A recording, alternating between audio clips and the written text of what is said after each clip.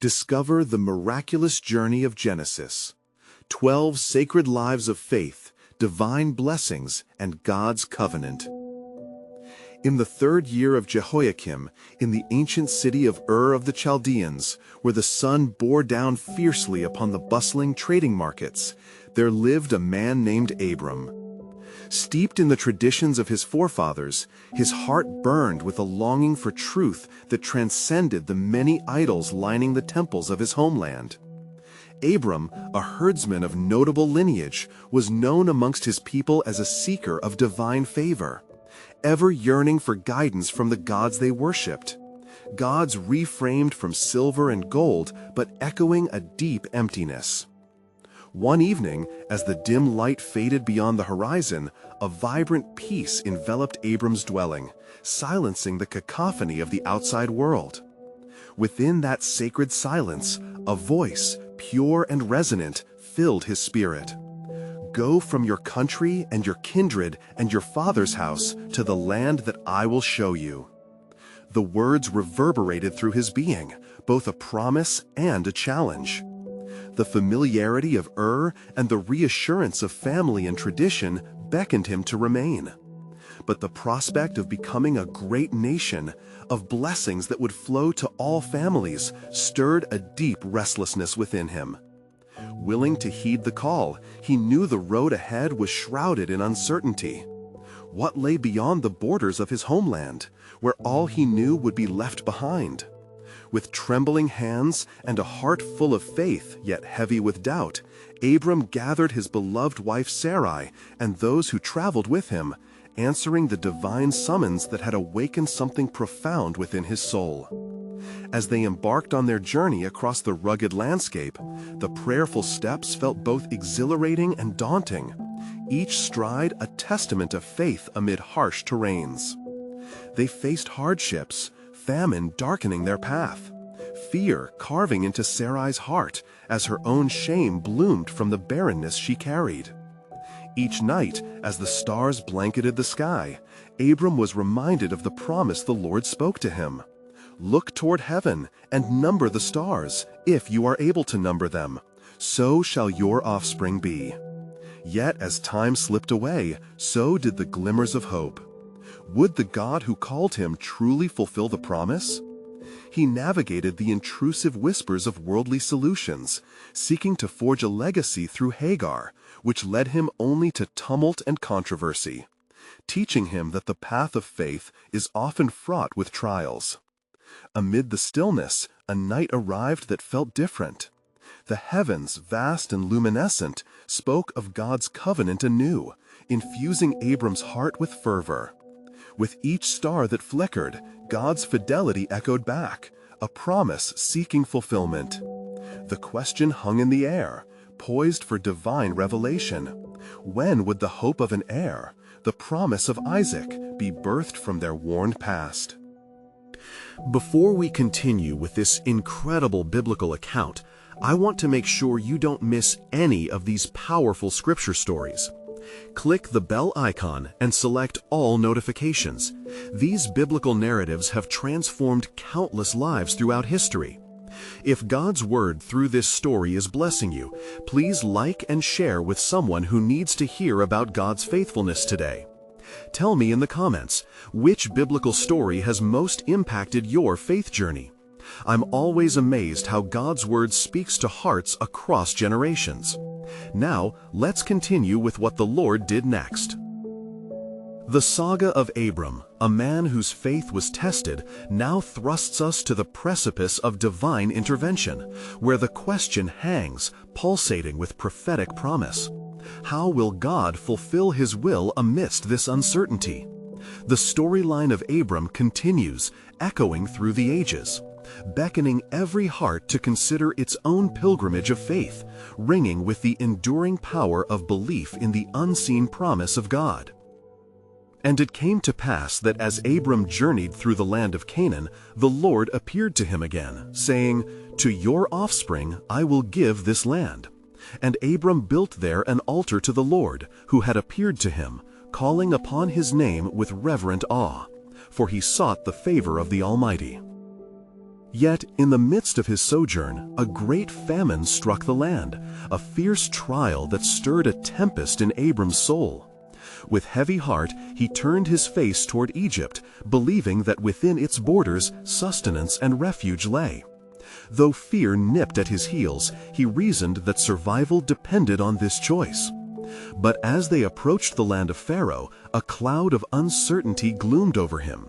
For he perceived the beauty of Sarai, his wife, was matchless and radiant, and he feared that the Egyptians, in their lustful desires, would surely kill him to take her.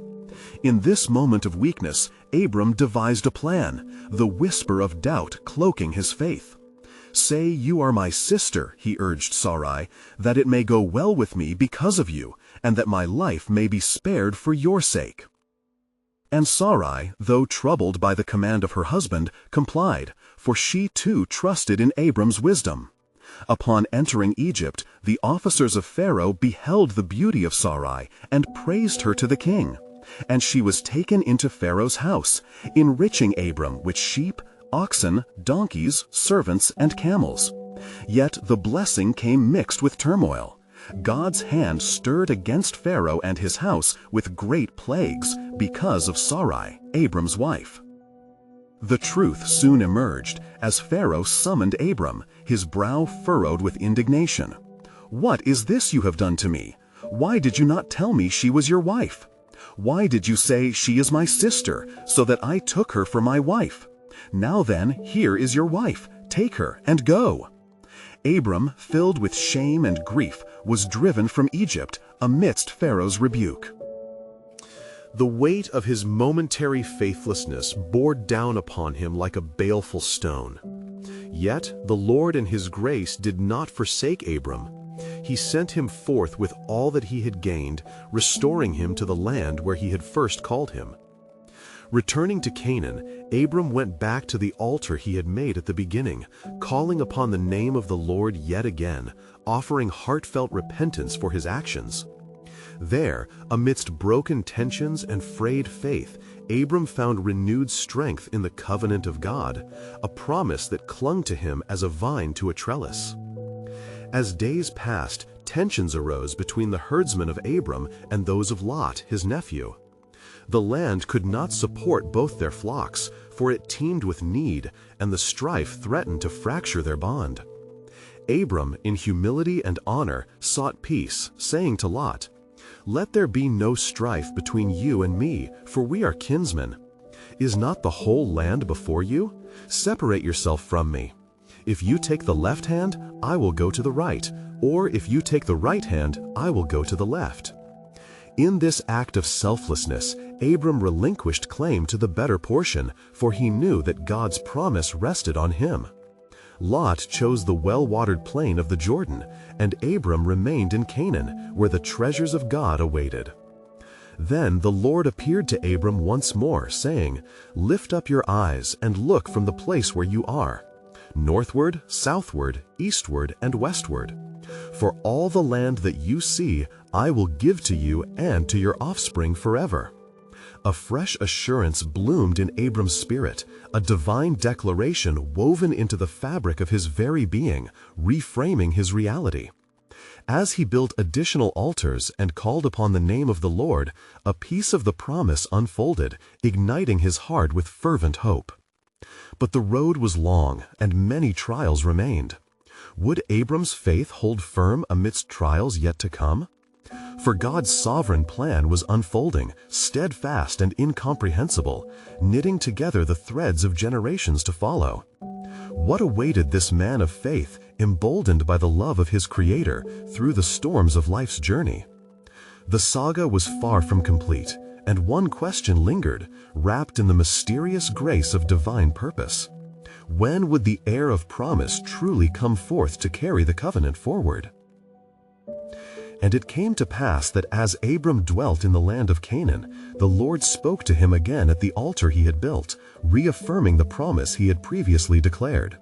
"To your offspring will I give this land," said the voice of the Almighty, echoing through the silence of the night, filling Abram's heart with wonder and hope. In that moment, as stars twinkled above like the sands of the seashore, Abram's faith was yet again tested. For years slipped by, and still no heir had been born to him. His soul wrestled with the sting of barrenness, a burden weighing heavily upon him. He ventured deep within himself, ruminating on the words spoken by the Lord. "What shall I gain, O Lord?" he cried out in the stillness. "For I continue childless, and the steward of my house is Eliezer of Damascus." Then the Lord responded, bringing the realms of heaven and earth into Abram's heart. "This man shall not be your heir. Your very own son shall be your heir." And the Lord brought him outside under the vast expanse of the night sky, saying, "Look toward heaven and number the stars, if you are able to number them. So shall your offspring be." Abram stood in awe, his heart stirred by the promise. In that solemn moment, a divine certainty swept over him, and he believed the Lord, and it was counted to him as righteousness. It was the first time faith bloomed in the fertile soil of his heart, and the covenant of God was sealed with the unwavering commitment of a trust renewed. Yet even as faith emerged like dawn breaking through the fog, doubt lurked at the edge of Abram's vision. Worn by the passage of time, Sarai, his wife, grew impatient. "Behold," she said one day, "the Lord has prevented me from bearing children. Go unto my maid, Hagar, perhaps I shall obtain children by her." Her words, envisioned with the weight of despair and longing, found a swift response in Abram, who listened to Sarai's voice and took Hagar as his wife. In the time that followed, Hagar conceived, and when she saw that she had become pregnant, her heart swelled with pride, igniting jealousy in Sarai's heart. Thus the strife grew between the two women, and Sarai, in her bitterness, turned to Abram, saying, "The wrong done to me is your fault. I gave my maid into your arms, and now she sees that she has conceived, and I am despised in her eyes." Abram, caught in the turmoil of conflicting loyalties, replied gently, "Your maid is in your power. Do to her as you please." Sarai then mistreated Hagar, causing her to flee into the wilderness, where despair cloaked the horizon of her soul. Yet even when Hagar found herself alone, the Lord did not abandon her. The angel of the Lord appeared to her by a spring of water, saying, "Hagar, servant of Sarai, where have you come from, and where are you going?" And Hagar, trembling, replied, "I am fleeing from my mistress Sarai." The angel spoke tenderly, "Return to your mistress and submit to her." He continued, "I will greatly multiply your descendants so that they cannot be numbered for multitude." Thus by divine revelation, Hagar's son was named Ishmael, for the Lord had heard her affliction. Abram was now the father of a child, yet he still awaited the fulfillment of the promise regarding a true heir. Would his faith continue to endure even through this unexpected turn of events? For in the richness of God's timing, the unfolding tapestry was being woven meticulously, each thread part of a sovereign plan greater than any mortal could conceive. And as the seasons turned, a deeper mystery began to unveil. When would the promised son arise as the true bearer of the covenant? And what of the bond that would shape generations to come? Who among them would bear witness to the glories of God's faithfulness? And it came to pass that after Hagar returned to Sarai, her heart was troubled, for the home was filled with a tension that hung like the thick mist. Yet the promise of the Lord hung still in the air, unyielding and pure. Abram, for his part, often stood at the threshold of his tent, gazing upon the mountains and valleys, whispering the words of the Almighty beneath the vastness of the sky, recalling the day the Lord spoke to him. One day, as Abram was tending to his flocks, the Lord spoke again, this time with a profound gravity. "I am God Almighty. Walk before me and be blameless. A confirmation of the covenant was at hand, for the Lord commanded him to take a step deeper into holiness, saying, "I will make my covenant between me and you, and will multiply you greatly." Abram fell on his face, consumed by awe, as the promise of God draped over him like a mantle of glory. "Behold," the Lord continued, "my covenant is with you, and you shall be the father of a multitude of nations. No longer shall your name be called Abram, but your name shall be Abraham, for I have made you the father of a multitude of nations." At this, a new hope burned in Abram's heart, to be known by a name that reflected the fullness of God's promise. And God added, "I will establish my covenant between me and you and your offspring after you throughout their generations for an everlasting covenant, to be God to you and to your offspring after you." Abram's soul soared within him. Yet amidst the joy, a shadow of concern crept into his heart regarding Sarai. The Lord, perceiving his thoughts, said, "As for Sarai your wife, you shall not call her name Sarai, but Sarah shall be her name. I will bless her, and moreover, I will give you a son by her. I will bless her, and she shall become nations, kings of peoples shall come from her." The weight of this announcement fell upon Abraham with both delight and disbelief, for he could hardly fathom such joy. And he laughed within himself, saying, "Shall a child be born to a man who is 100 years old? Shall Sarah, who is 90 years old, bear a child?" But God spoke with clarity and purpose. "Is anything too hard for the Lord? At the appointed time I will return to you, about this time next year, and Sarah shall have a son." The assurance of the Almighty was a flame brighter than the sun itself, and with it came the promise of laughter, for the son to be born would be named Isaac, which means he laughs. In the quiet moments afterward, Abram pondered the responsibilities that now lay before him.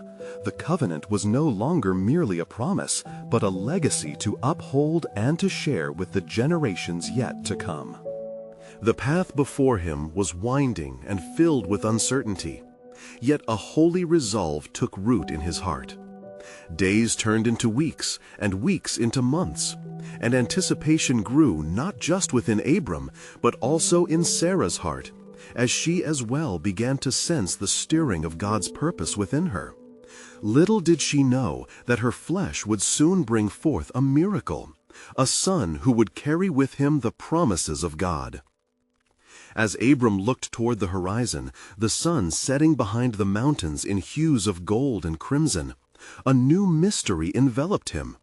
How would this solitary child, born of both laughter and promise, impact the unfolding history of God's people? For from this moment forward, the very fabric of destiny was being woven, each thread a testament to divine sovereignty.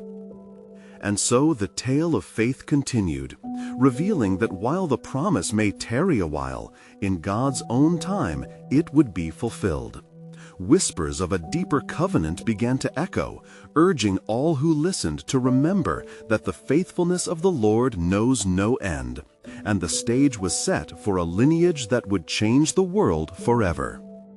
And the Lord spoke again unto Abraham, saying, "As for you, you shall keep my covenant, you and your offspring after you throughout their generations." The air was heavy with sacred promise, each word resonating like a divine echo across the ages. "This is my covenant, which you shall keep, between me and you and your offspring after you. Every male among you shall be circumcised." Abraham's heart was stirred, recognizing the weight of this sign as a tangible reminder of the intimate bond between God and his chosen people. The Lord continued, "You shall be circumcised in the flesh of your foreskins, and it shall be a sign of the covenant between me and you. He who is 8 days old among you shall be circumcised." Abraham, filled with reverence, understood that through this sacred rite, generations would be marked as belonging to the Lord. It was a holy commitment, binding his lineage to the Almighty. The shadows of doubt that had lingered were washed away in the flood of divine assurance. And God further instructed, "As for Sarah your wife, you shall not call her name Sarai, but Sarah shall be her name. I will bless her, and I will give you a son by her. I will bless her, and she shall become nations. Kings of people shall be of her." With each proclamation, the burden of disbelief lingered less, though Abraham found himself still wrestling with the truth that lay heavy upon his heart. "But God," he said softly, "is it through Ishmael that you will bless me?" His love for Hagar's son bore witness to the tender mercy he felt, yet he yearned for the son of promise, the child born of laughter. And God answered him kindly, "No, but Sarah your wife shall bear you a son, and you shall call his name Isaac, and I will establish my covenant with him as an everlasting covenant for his offspring after him." As the words settled within Abraham, a chorus of joy mingled with awe. The sun began to dip below the hills, casting a warm glow across the barren land where they dwelled, mirroring the warmth igniting within his spirit. Abraham fell upon his face, understanding that he was in the presence of the divine, where faith was not a fleeting whisper but a robust declaration of trust. "I will bless Ishmael," the Lord said, "and will make him fruitful and multiply him greatly. He shall be the father of 12 princes, and I will make him into a great nation." Yet the eternal covenant belonged to Isaac, the miraculous gift, the son of laughter. And the covenant sealed, the air thrummed with anticipation as Abraham marked within his heart the unfolding of God's plan. Each night, as Abraham gazed toward the heavens, he counted the stars that adorned the sky, each one a reminder of the promise whispered amidst silence.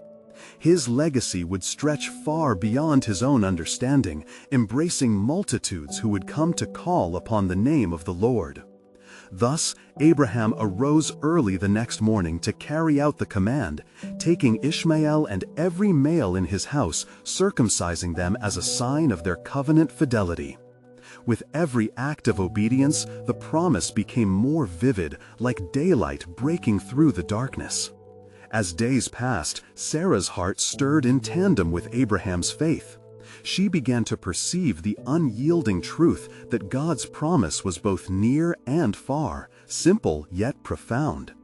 Joy weaved through her very being, preparing her to embrace the miracle that would invoke laughter where there had been sorrow.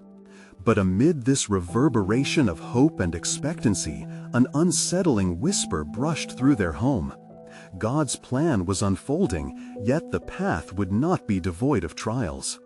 The fullness of promise often carries the weight of profound testing, the divine tapestry woven with threads of both joy and despair.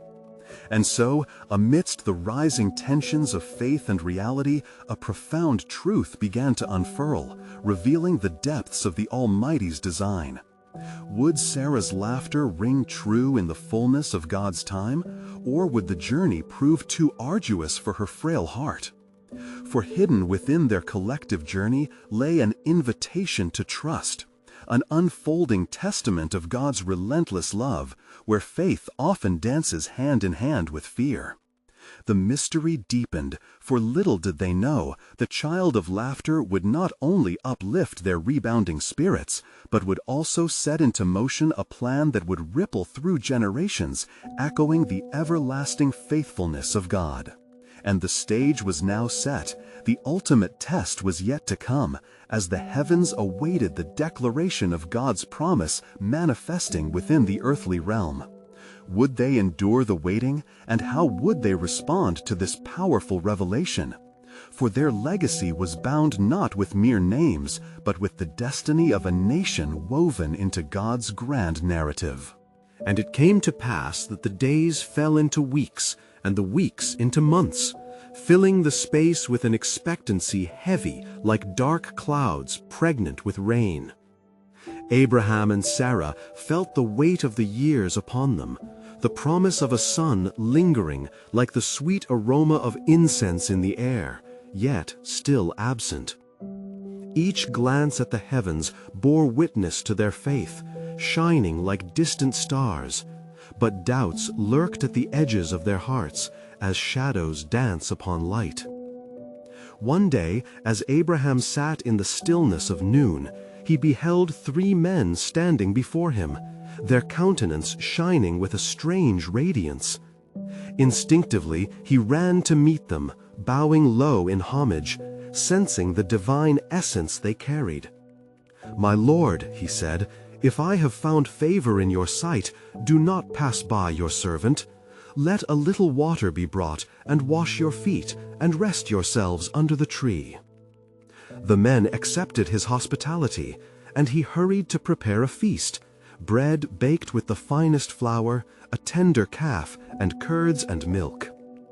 As they partook of the nourishment, a heavenly calm enveloped the landscape, and one of the men inquired of Abraham, "Where is Sarah, your wife?" "In the tent," Abraham answered, for she was busy attending to the preparations, still lingering with uncertainty of heart. Then the man spoke again, and his words hung in the air with divine authority.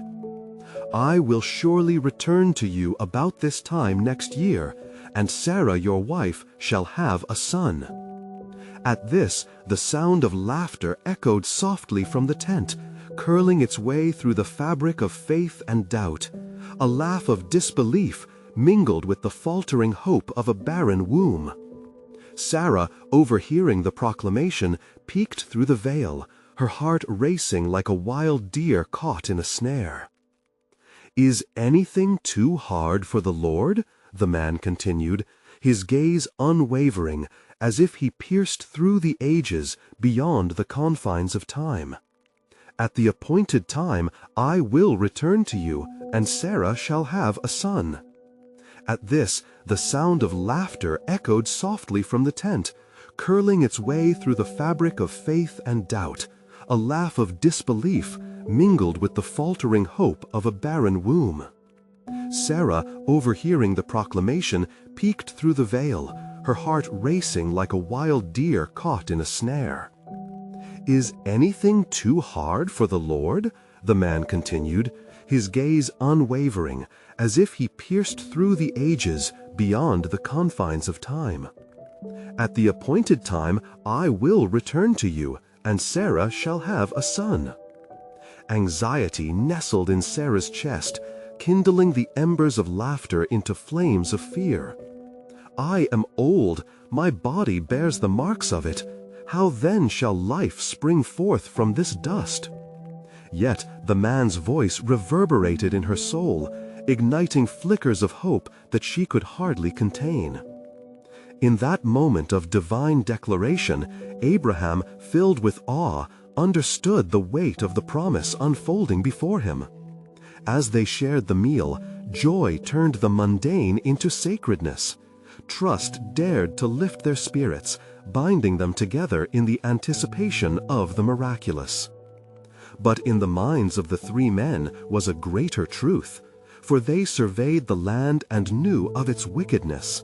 The city of Sodom and Gomorrah, thick with iniquity, had been brought to the attention of the Almighty, ready to meet the justice that their refusal to turn from sin demanded. As the meal drew to a close, the men arose and looked toward Sodom, their mission unwavering. Abraham, recognizing the impending judgment upon the cities, felt the urgency rise within him. "Will you indeed sweep away the righteous with the wicked?" he implored, the words rising from a heart tethered in compassion and hope. And the Lord listened to the entreaty of Abraham, for such was the nature of the covenant they shared. This was the heartbeat of faith, the prayer of a man seeking to understand the depths of divine mercy amidst looming justice. What would become of the promise ensconced in the heart of a nation yet unborn? Thus the conversation unfolded, a dialogue of pleading and promise, revealing how the heart of God beats towards mercy as much as it does for justice. Abraham stood in the gap, advocating for the innocent, while Sarah, within the tent, began to comprehend the miraculous path laid before them. But soon the stakes would rise, and burdens become deep. The hour of testing was upon them. What would Abraham discover about the very nature of God through these impending trials? For unknown to them, the odyssey of faith was leading toward an inevitable confrontation of mercy, judgment, and a promise that transcends time. And yet, as shadows lengthened, the foundations of the world trembled in anticipation of a revelation that would echo throughout generations, awakening the souls of mankind to the call of the divine. For the God who promised would indeed fulfill, and the laughter of Sarah would soon intertwine with destiny, echoing through the corridors of eternity. And the Lord said, "For the outcry of Sodom and Gomorrah is great, and their sin is very grave." The solemnness in his voice echoed through the trees as he spoke to Abraham, revealing the weight of judgment that loomed over the cities of iniquity. "I will go down to see whether they have done altogether according to the outcry that has come to me, and if not, I will know." Abraham's heart pounded with urgency as he wrestled with the divine message. The righteousness of the innocent echoed in his mind, and he stood boldly before the Lord. "Suppose there are 50 righteous within the city. Will you then sweep away the place and not spare it for the 50 righteous who are in it?" His voice trembled, but his conviction was resolute. The Lord replied, "If I find at Sodom 50 righteous in the city, I will spare the whole place for their sake." Hope flickered in Abraham's heart, yet he could not remain silent. "Behold, I have undertaken to speak to the Lord, I who am but dust and ashes. Suppose 5 of the 50 righteous are lacking?" The barrier between divine sovereignty and human frailty blurred as the dialogue continued, with each supplication softening the edges of impending justice. The Lord assured Abraham, "I will not destroy it if I find 45 there." Abraham pressed on with humility, his spirit ignited. "What if there are 40? The Lord's response remained steadfast. "For the sake of 40, I will not do it." The exchange continued, each phrase a step deeper into the mystery of God's heart, a heart that longs for mercy. As he counted down further, Abraham dared to question, "Suppose there are 30 found there?" "Yes," the Lord replied, "I will not do it if I find 30. With every petition, the gravity of the situation weighed upon Abraham, yet the assurance of God's presence calmed his spirit. "Let not the Lord be angry, and I will speak again. Suppose 20 are found there." "I will not destroy it for the sake of 20, the Lord affirmed, the promise reverberating through the air like a sacred promise in the dark winds of judgment. With a heart full of righteous pleading, he continued to lower the number. "Oh, let not the Lord be angry, and I will speak again, but this once. Suppose 10 are found there." "For the sake of 10, the Lord answered, I will not destroy it." In that final moment of entreaty, Abraham understood the profound dimensions of God's mercy and justice interwoven like threads in the tapestry of existence. However, the stillness that followed was heavy with the weight of the coming destruction. Abraham returned to his place, having entrusted the fate of the wicked cities to the justice of the Almighty. Meanwhile, the 3 men rose up and turned their faces toward Sodom, and Abraham's heart was heavy as he contemplated the fate of those who dwelt in the cities. While judgment was imminent, he reflected on the promise of a son, the lifeblood of a nation, not yet born, but contained in the tapestry of God's plan. And as the sun began to set, casting fiery hues across the horizon, a fire of anticipation lit within the hearts of the faithful. They waited not just for the fulfillment of promises, but for the manifestation of divine purpose, a purpose that would stretch beyond their understanding, beckoning toward the unfolding plan of redemption. What they did not yet realize was that the hour of testing for not just a city, but the very foundations of faith itself was fast approaching. Would Abraham's plea for righteousness continue to mirror the heart of God amidst the chaos of sin and judgment? The air thickened with divine suspense as the unfolding legacy of mercy and hope found its roots. A promise that would echo through generations, and a covenant that would reveal the very Almighty. And the two men, messengers of the Lord, walked swiftly toward Sodom, their countenance firm as they approached the gates of iniquity. The city loomed ahead, its walls tall and imposing, but within lay darkness. The sin of the inhabitants had risen like a stench to heaven, and decree had been rendered. As they entered the city, the air thickened with a sense of foreboding, for the cries of the oppressed echoed in their ears, and the laughter of revelers taunted the righteous. Lot, Abraham's nephew, sat at the gate, a righteous soul vexed by the wickedness around him. He rose to meet them, his heart stirred with a mixture of hope and dread. "Come to my home," Lot implored, his voice trembling as he recognized their divine nature. "Do not stay in the street, for the night is perilous." The men, with eyes like flames, agreed and followed him to his abode. As they entered, Lot set a feast before them, unleavened bread and the finest of meats, his heart longing for comfort in the midst of chaos. Yet, unbeknownst to him, darkness gathered outside, for the men of the city, wicked and violent, surrounded his house. "Bring out those men, that we may know them," they clamored, their voices a chilling chorus of malice that pierced the night air. Lot's heart sank, for he understood the depths of depravity gripping the hearts of his neighbors. "Brothers, do not act so wickedly," he pleaded, stepping outside with a desperate resolve. "I have 2 daughters who are untouched. Let me bring them out to you, and do to them as you please. Only do not harm these men, for they are under my roof."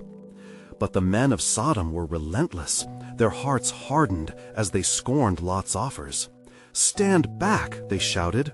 "This man came to sojourn, and he would play the judge. Now we will do worse to you than to them."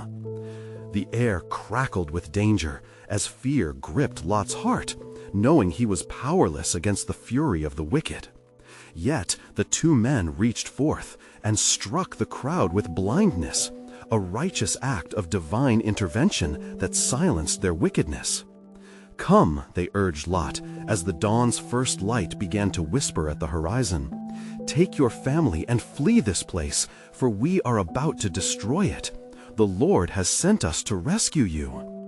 Lot hesitated, his love for his possessions and the life he had built weighing heavily upon his spirit.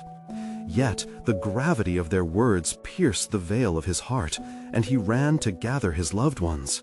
He found his wife and daughters, but they hesitated, unsure of the peril that awaited.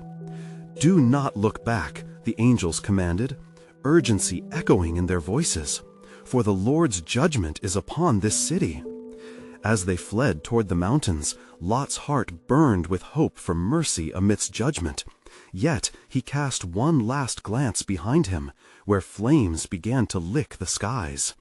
Suddenly the earth trembled, and the brimstone and fire rained upon Sodom and Gomorrah as the Lord unleashed the fullness of his wrath. Lot's wife, in a moment of weakness, turned to view the destruction, and was instantly transformed into a pillar of salt, a sobering testament of the cost of disobedience. Meanwhile, the cries of bereavement rose from the ashes, for the cities that had once flourished in sin now lay desolate, consumed by fire, their iniquities echoing as a cautionary tale throughout generations. As Lot and his daughters found refuge, the weight of what had transpired pressed heavily upon them. The narrative of judgment and mercy unfolded before their very eyes, revealing the depths of God's justice interwoven with his unyielding grace. But amidst the smoldering ruins, God's sovereign plan was not yet fully revealed.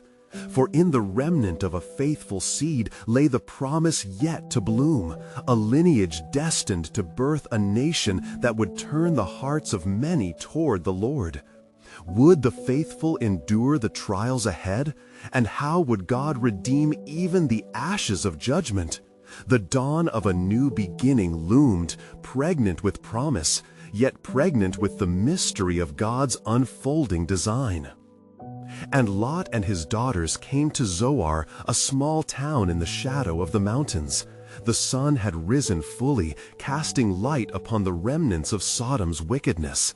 Lot's heart thudded heavily within his chest as he witnessed the destruction behind him, a reminder of what disobedience could bring.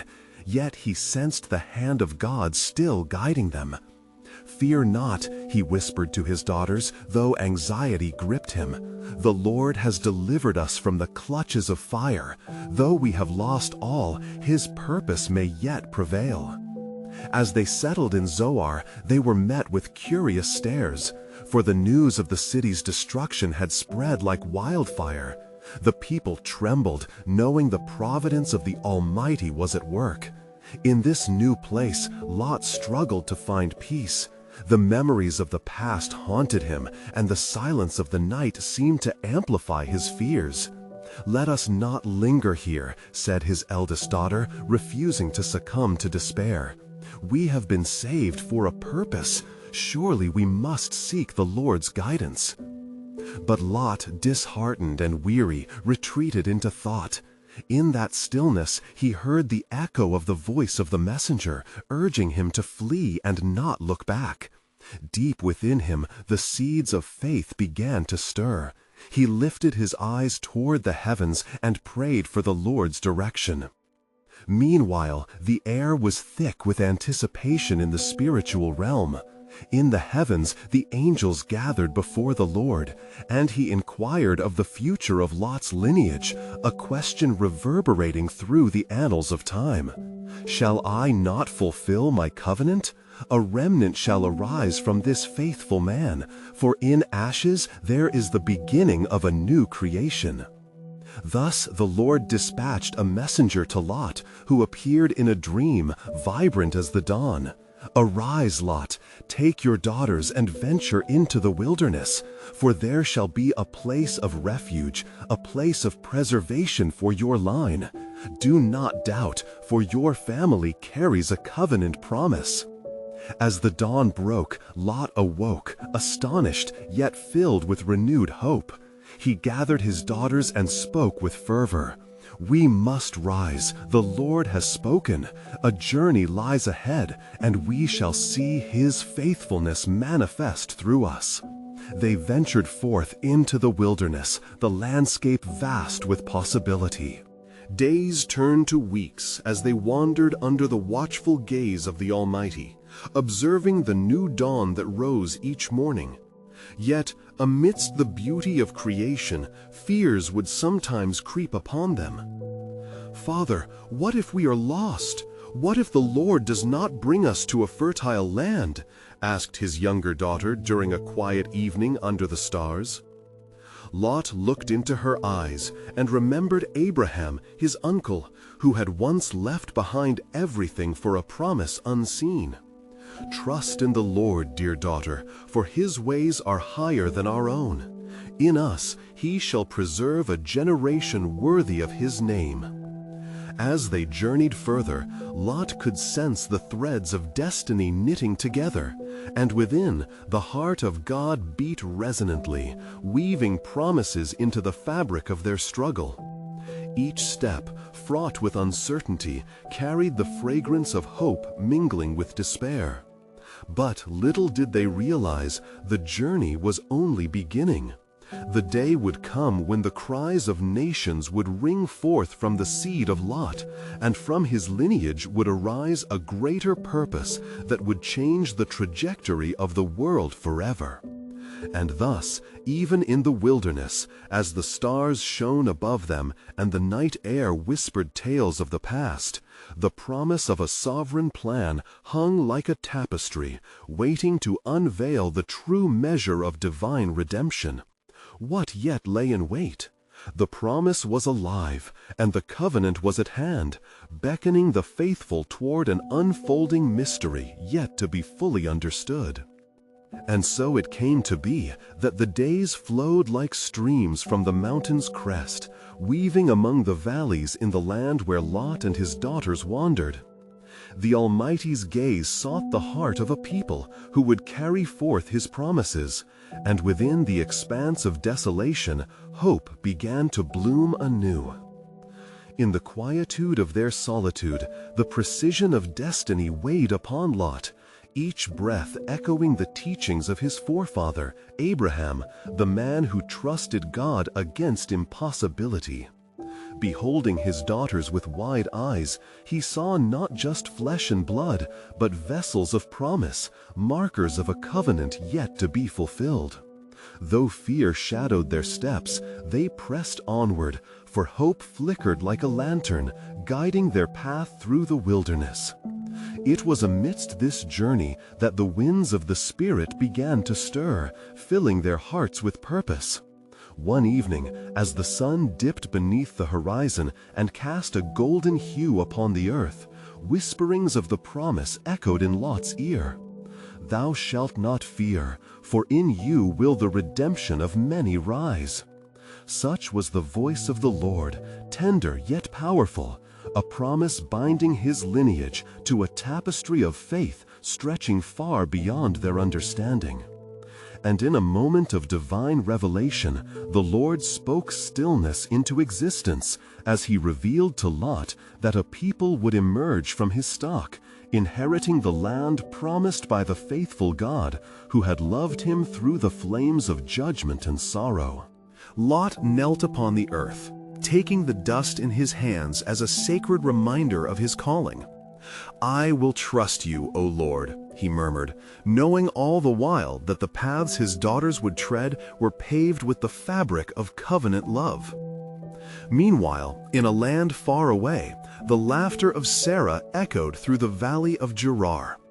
For in the appointed time of the Lord, as He had promised, the joyous cry of Isaac, the child born of laughter, rang forth. From Sarah's once barren womb sprang forth laughter and joy, filling the tent with the sound of mirth that only a fulfilled promise could bring. She turned her heart to the heavens, eyes glistening with tears of joy, exclaiming, "God has made laughter for me. Everyone who hears will laugh with me." Abram, now Abraham, stood at his altar, offering thanks before the Lord, for his faith had finally borne fruit.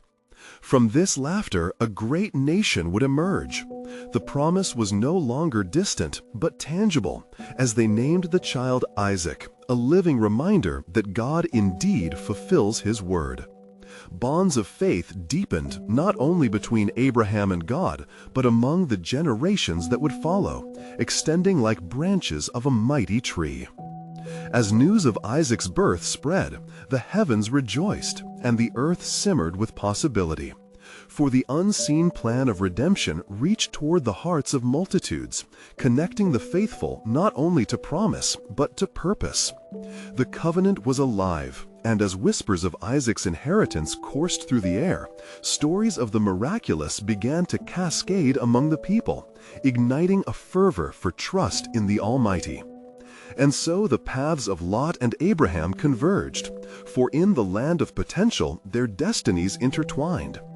As Lot wandered through the wilderness, he felt the gentle tug of the Almighty leading him to a place of promise, where nations would arise and the very fabric of history itself would shift upon the hinges of faith. In that sacred moment, standing on the brink of fulfillment, the Lord spoke to Lot again. "From you shall come a remnant that understands my love.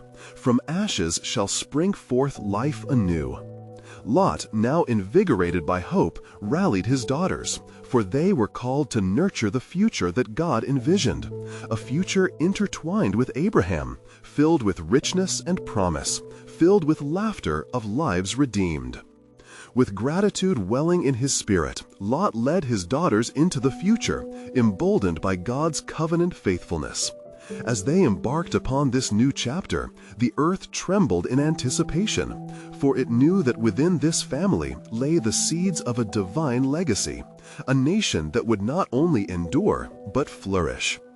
And these stories of faith were inscribed in the annals of time, carried through generations as lessons of trust in divine timing, affirmations of covenant love, and the power of God to deliver on His promises.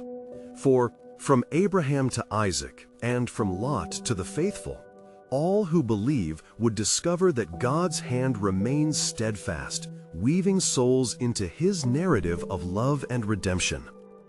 This is the moment, dear friends, to embrace the truth that echoes through history. God is faithful and His promises are sure. If these stories have touched your heart, subscribe immediately to stay connected to God's Word and to journey alongside us through powerful biblical accounts. Leave a like now to help spread God's truth through every sharing, and comment with your reflections. Let's stir one another on in faith.